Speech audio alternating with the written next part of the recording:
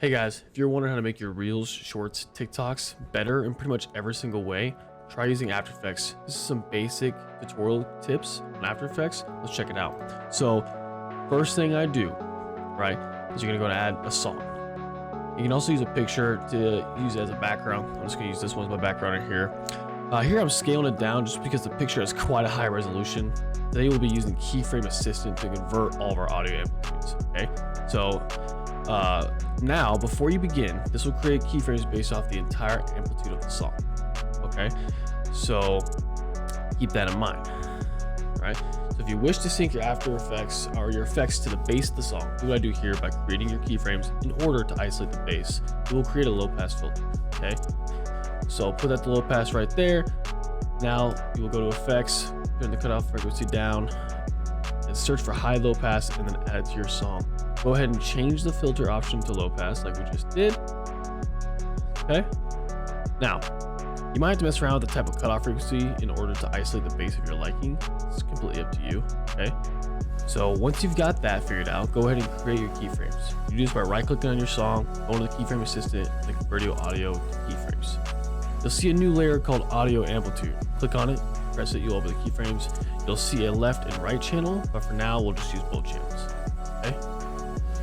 So unless, of course, you have something interesting going on between the left and the right here by the guest, so we want to see what these keyframes look like. Go ahead and click on this title graph. That's the audio amplitude layer, and then click on the graph. Dots at the top of the right. You can remove that high low pass filter on your song, okay? So now that we have our keyframes, we can start creating some expressions to make something interesting, right? The first thing we'll do is create a little pump effect.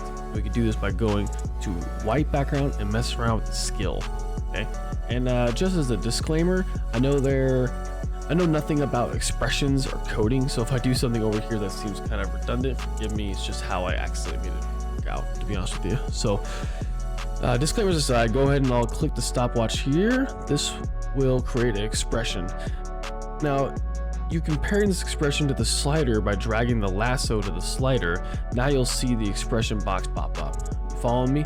I'll go ahead and show you what the expression looks like without altering anything. First, yeah, that seems a little bit too much. So we'll have to alter the expression just a little bit, right? Firstly, we will divide the first part by the certain value, 5 or 3. This would divide whatever number was in that slider by the value.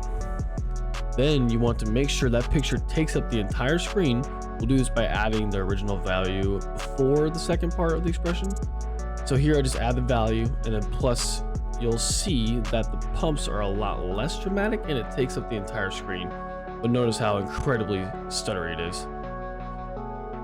We can fix this by adding a smooth expression. So now we'll go back to the audio amplitude and we'll click on the graph by the slider. Once again, you can visually see just how rough these keyframes are.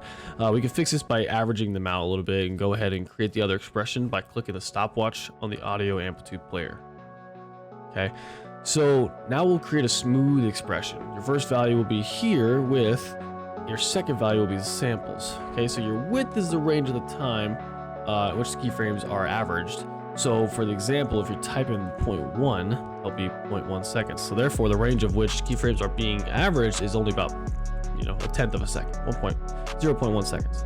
So if you have a smaller number, it'll be more accurate to the original, but be careful not to make it too small because then it would just as rough as it was before.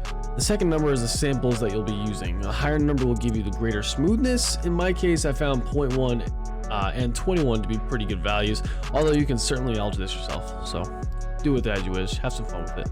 If you click on the little graph by the expression here, you can actually see the interpolation going on. This is actually a pretty good way of just seeing how smooth your expressions are going to be.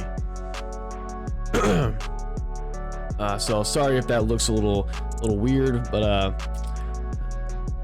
that's just because my preview is pretty slow. So however, it's not that smooth enough. You can always increase the width, namely the first value a little bit higher, maybe 0.2 seconds, maybe 0.3. It's kind of stretching it. So we'll go on to the second effect, which is the camera shake. We'll do this by creating an expression with a position on our background image. Okay, so go ahead and click on the background image, press P on your keyboard to pull up that position.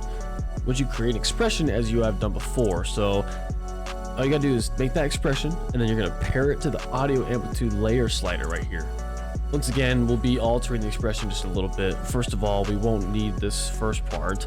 The expression, you can either replace the terms with the original positioning of the picture, or you can get rid of the part of the expression entirely.